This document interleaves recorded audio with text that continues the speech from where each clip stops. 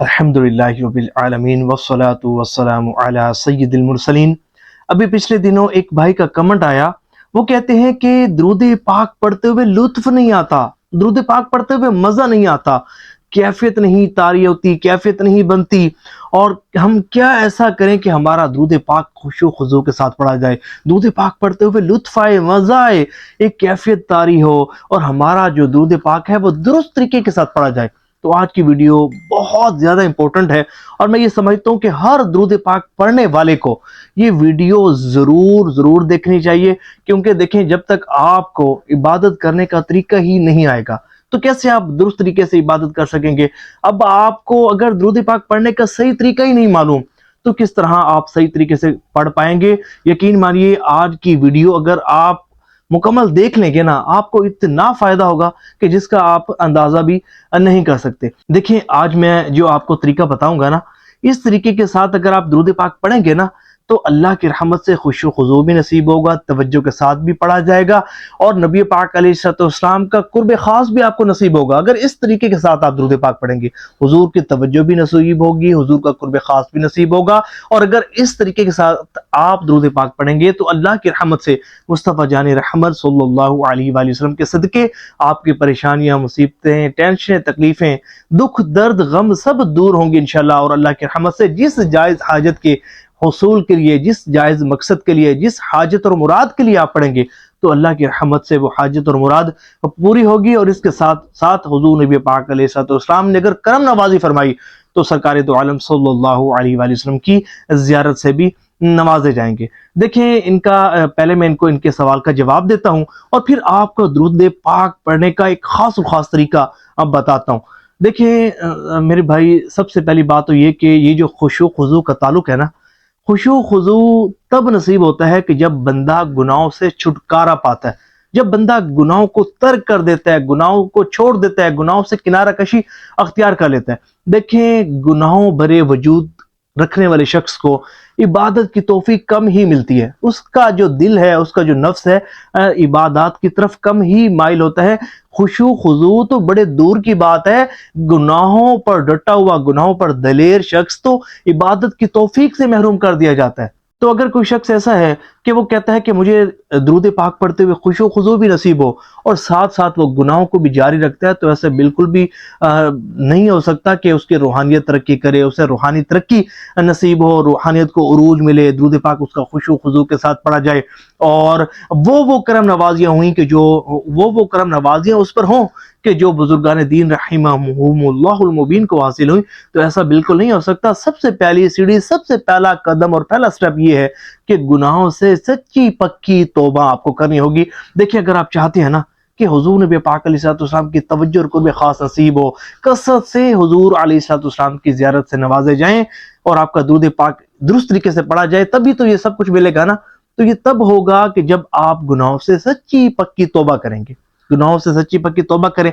کر لیا کہ آئندہ اپنے رب کو ناراض نہیں کریں گے، گناہوں بری زندگی چھوڑ دیں گے۔ اس کے بعد آپ نے کرنا یہ ہے کہ درود پاک پڑھنے سے پہلے ایک تسبیح استغفار، یعنی کہ استغفر اللہ، اس کو توجہ کے ساتھ آپ نے اس تسبیح کو پڑھنا ہے۔ اور پھر درود پاک کس طرح پڑھنا ہے، اب میں درود پاک پڑھنے کے چند طریقوں کی طرف آتا ہوں، توجہ کے ساتھ سنیے گا، اللہ نے چاہا تو بہت زیادہ فائدہ ہوگا۔ دیکھیں ایک بندہ وہ ہے کہ درود پاک پڑھ رہا ہے صلی اللہ علی محمد، توجہ نہیں ہے بالکل، بس اس کی زبان حرکت کر رہی ہے کیونکہ عادت بنی ہوئی ہے نا، بس کاؤنٹر تسبیح اس کے پاس ہے، وہ پڑھی جا رہا ہے، ٹھیک ہے، ثواب بھی ملے گا، اللہ کی رحمتوں کا نزول بھی ہوگا، یہ پڑھنا بھی اس کا قبول ہے، مقبول ہے۔ لیکن بات کر رہے ہیں ہم تو خصوصی فیض کے حصول کی، ہم بات کر رہے ہیں کہ حضور کی توجہ ہمیں نصیب ہو، حضور کا قرب خاص نصیب ہو، ہمیں حضور کی مجلس میں حاضری کا شرف حاصل ہو، ہمیں حضور کے خاص غلاموں میں شامل کر لیا جائے۔ تو ہم تو یہ چاہتے ہیں نا کہ ہمیں درود پاک کا صحیح فیض ملے، زیادہ فیض ملے، ہماری روحانیت ترقی کرے۔ یہ کب ہوگا؟ جب آپ توجہ کے ساتھ اور حضور نبی پاک علیہ السلام کا مبارک تصور ذہن میں رکھ کر پڑھیں گے۔ دیکھیں جب بھی آپ نے درود پاک پڑھنا ہے نا، تو جب آپ نے پڑھا صلی اللہ پڑھا نا، اب اللہ تعالیٰ کا اسم جلالت آپ کو پڑھنے کا شرف حاصل ہوا، اسم جلالت اللہ آپ کو پڑھنے کا شرف حاصل ہوا، تو آپ کی جو توجہ ہے وہ اللہ تعالیٰ کی طرف کیوں نہیں گئی؟ آپ سوچیں نا کہ آپ نے درود پاک پڑھا, اللہ تعالیٰ کا پاک نام زبان سے ادا کرنے کا آپ کو شرف حاصل ہوا, اور بے دہانی سے آپ گزر گئے. آپ نے اللہ تعالیٰ پر اپنی توجہ کو مرکوز کیوں نہیں کی؟ آپ نے اللہ تبارک و تعالیٰ کا مبارک تصور کیوں نہیں کیا؟ آپ اپنے تصور میں اللہ تبارک و تعالیٰ کو کیوں نہیں لائے؟ اب ایسے ہی اللہ تعالیٰ کا نام لے کر گزر گئے. ٹھیک ہے, درود پاک پڑھا گیا آپ کا, نہ قبول بھی ہوگا, میں تو اس کی بات ہی نہیں کر رہا, میں تو یہ بتا رہا ہوں کہ توجہ آپ کی کیوں نہیں رہی. آپ تو فیض چاہتے تھے نا, آپ چاہتے تھے کہ آپ پر بہت زیادہ کرم نوازی ہو. اچھا, پھر جب آپ آگے بڑھے, آپ نے پڑھا نا صلی اللہ, اللہ کا تصور کر لیا, صلی اللہ علی محمد. جب سرکار علیہ الصلوۃ والسلام کا نامی اس میں گرامی آپ کو پڑھنے کا شرف حاصل ہوا, تو آپ اپنے تصور میں سرکار دو عالم صلی اللہ علیہ وآلہ وسلم کو کیوں نہیں لائے؟ حضور کا تصور آپ کے ذہن میں کیوں نہیں آیا؟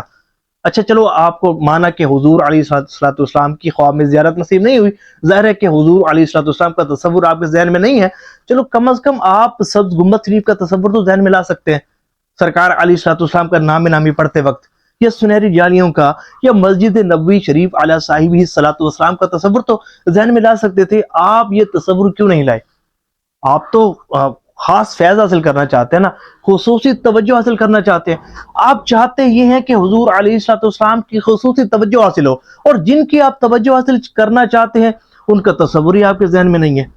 تو نہیں نا یہ بات صحیح. اچھا, پھر آپ درود پاک پڑھ رہے ہیں لیکن آپ کو پتہ نہیں ہے کہ اس کا ترجمہ کیا ہے, اس کا معنی کیا ہے. آپ نے درود پاک پڑھا صلی اللہ علی محمد,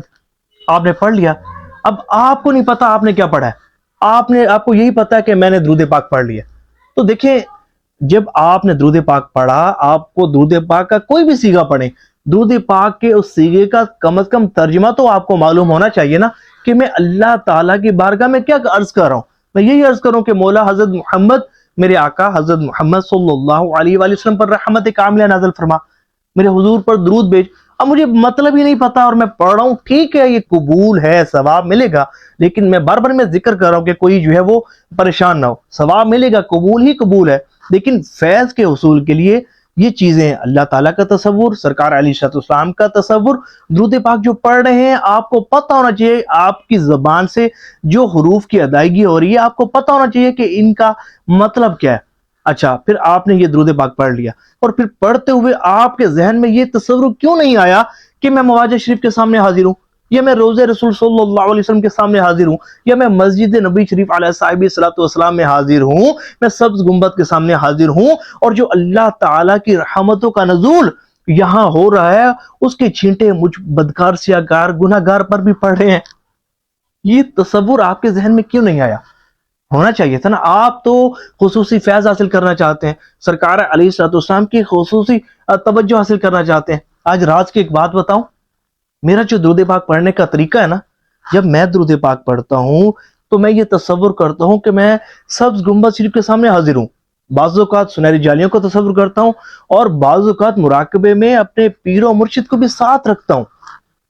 میں جب بھی تصور میں مدینہ شریف جاتا ہوں نا, جب بھی تصور میں مدینہ شریف جاتا ہوں تو اکیلا نہیں جاتا,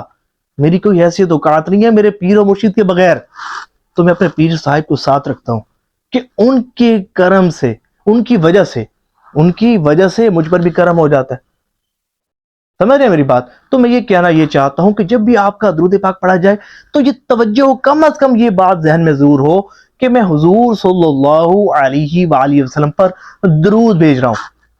اور اس میں یہ جو روحانیت کی راہ ہے نا, اس میں ادب بہت زیادہ نیسیسری ہے, بہت زیادہ نیسیسری ہے. یہ دیکھیں, یہ جو با ادب لوگ ہوتے ہیں نا,